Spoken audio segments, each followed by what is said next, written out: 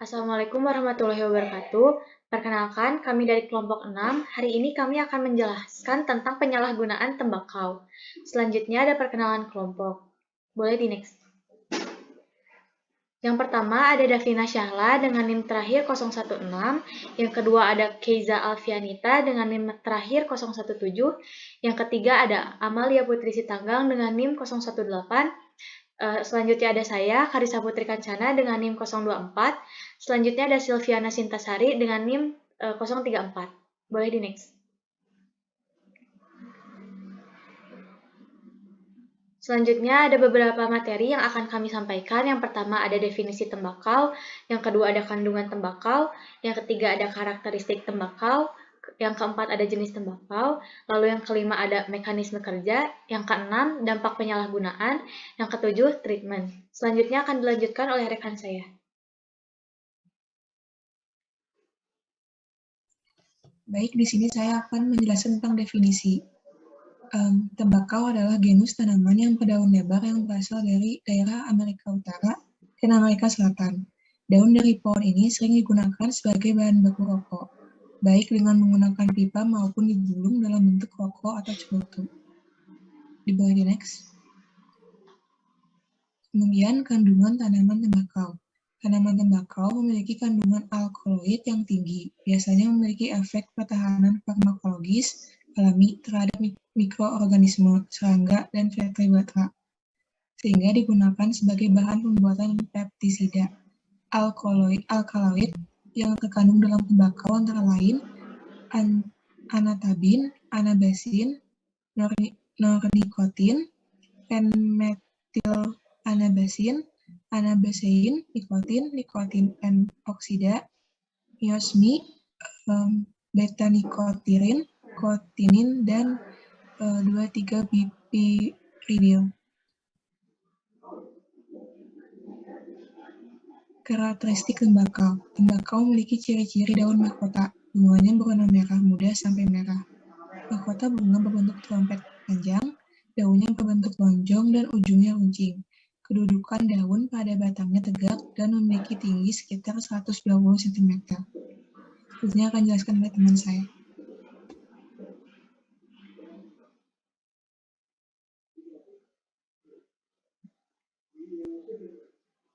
Selanjutnya ada jenis tembakau. Menurut musim tanamannya, yang pertama tembakau fir oaks. Jenis tembakau yang ditanam pada waktu musim penghujan dan dipanen pada waktu musim kemarau. Yang kedua ada tembakau naoaks. Jenis tembakau yang ditanam pada musim kemarau, kemudian dipanen atau dipetik pada musim penghujan. Berdasarkan fisiknya di Indonesia dipasarkan dalam dua bentuk. Yang pertama ada rajangan, yang kedua krosok. Lalu menurut metode pengeringannya, yang pertama ada air cure, adalah proses pengeringan daun tembakau dengan menggunakan aliran udara bebas atau angin. Yang kedua ada flue cure, adalah proses pengeringan daun tembakau dengan mengalirkan udara panas melalui pipa. Yang ketiga ada sun cure, adalah proses pengeringan tembakau dengan mengalirkan udara panas melalui pipa. Tembakau yang tergolong jenis ini adalah tembakau Virginia FC. Boleh dilanjut.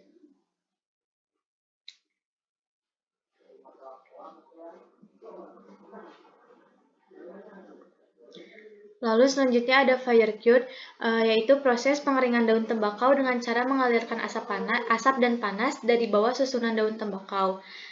Lalu ada menurut tempat penghasilnya. Yang pertama, tembakau deli, penghasil tembakau untuk rokok cerutu. Yang kedua, tembakau temanggung, penghasil tembakau serintil untuk sigaret. Yang ketiga, tembakau Forstenlanden, yaitu penghasil tembakau untuk cerutu dan tembakau sigaret. Yang keempat ada tembakau basuki, yaitu penghasil tembakau rajangan untuk rokok sigaret. Yang kelima tembakau madura, penghasil tembakau untuk sigaret.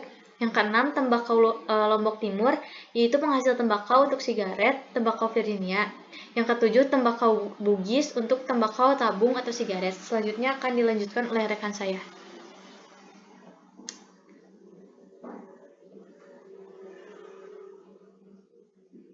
Selanjutnya ada mekanisme kerja. Setelah seseorang menghisap rokok, nikotin yang ada dalam tembakau akan diserap oleh darah lalu mengalir menuju otak.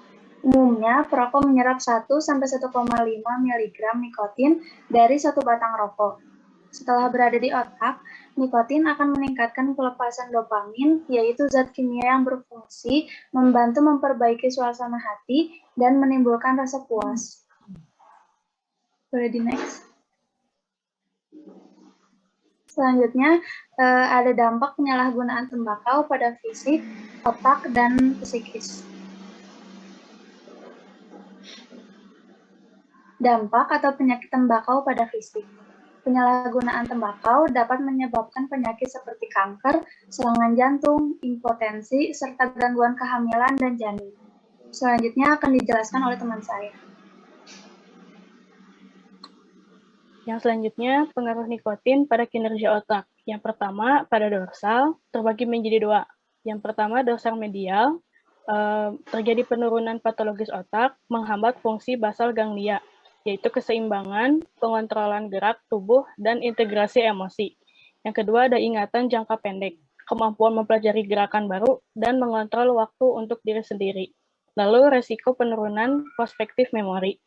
Yang kedua, ada dorsal anterior cingulate cortex, yaitu ada rasa takut. Lalu yang kedua, ada talamus, menyaring, membatasi, memproses, dan menunda informasi antara area subkortikal dan kortikal, lalu memotivasi, dan resiko penurunan prospektif memori, dan gangguan panik. Selanjutnya ada dampak nikotin pada kinerja otak. Yang pertama, jaringan mesolimbik, terdapat pada anterior cingulate. Lalu yang kedua ada hipokampus, terjadi resiko penurunan memori dan navigasi, dan resiko penurunan prospektif memori. Yang terakhir, gangguan panik. Lalu yang selanjutnya ada medial orbital, meregulasi sosial, dan pembedaan wajah secara visual, emosi, dan perhatian. Yang terakhir ada ventral, ada di rostral anterior cingulate cortex, memiliki rasa takut. Yang kedua di insula, yaitu menimbulkan emosi tertentu dan sensasi pada tubuh, dan penurunan kemampuan memverbalisasi emosi. Yang selanjutnya ada opercular, yaitu kesulitan menggerakkan otot wajah dan mulut, apasia, dan epilepsi. Yang terakhir ada occipital gyrus, yaitu resiko kebutaan. Selanjutnya dilanjutkan oleh teman saya. Baik, di sini ada dampak atau gangguan tembakau bagi psikologis. Yang pertama bisa menyebabkan kecemasan, depresi atau sedih, marah, gelisah, sulit berkonsentrasi, gangguan tidur, dan menyebabkan pula munculnya perilaku kompulsif. Boleh dilanjut. Kemudian di sini ada treatment dalam menangani penyalahgunaan tembakau. Yang pertama ada mengelola stres. Di sini pada awal masa percobaan untuk berhenti dari penyalahgunaan, sebisa mungkin kita menghindari situasi yang mendatangkan stres karena akan menimbulkan rasa ingin merokok. Kemudian yang kedua adalah hindari pemicu. Sebisa mungkin kita menghindari faktor atau kebiasaan yang dapat membuat kita kembali merokok, seperti berkumpul dengan sesama perokok, meminum kopi, atau minum minuman keras. Kemudian yang ketiga ada terapi penggantian nikotin atau nicotine replacement therapy atau yang disingkat NRT. NRT sebagai salah satu cara berhenti merokok bekerja dengan melepaskan nikotin dalam kadar rendah secara terus-menerus ke pembuluh darah. Unsur nikotin yang digunakan tidak mengandung tar, karbon monoksida, dan bahan kimia berbahaya lainnya seperti yang terdapat di dalam rokok. Procedure ini membantu mengurangi hasrat tubuh untuk kembali merokok saat tubuh mulai merasakan hilangnya asupan nikotin. Media NRT beragam seperti permen karet, plester yang ditempelkan pada kulit, atau tablet, atau bisa dengan cara disemprotkan ke mulut atau hidung. Yang keempat ada terapi perilaku. Cara berhenti merokok melalui terapi perilaku adalah bentuk konseling yang membantu Anda untuk fokus pada strategi berhenti merokok. Yang kelima, ada olahraga. Olahraga dapat membantu mengalihkan hasrat akan nikotin. Dan yang terakhir adalah pola makan sehat. Cara berhenti merokok dengan mengonsumsi makanan sehat adalah dengan yang tak kalah penting. Selama masih terbiasa merokok, beberapa orang merasa kurang berselera makan karena efek nikotin dan rokok terhadap indera perasa. Selanjutnya akan dikembalikan kepada moderator.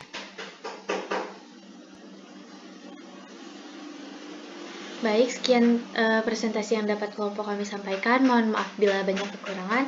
Wassalamualaikum warahmatullahi wabarakatuh.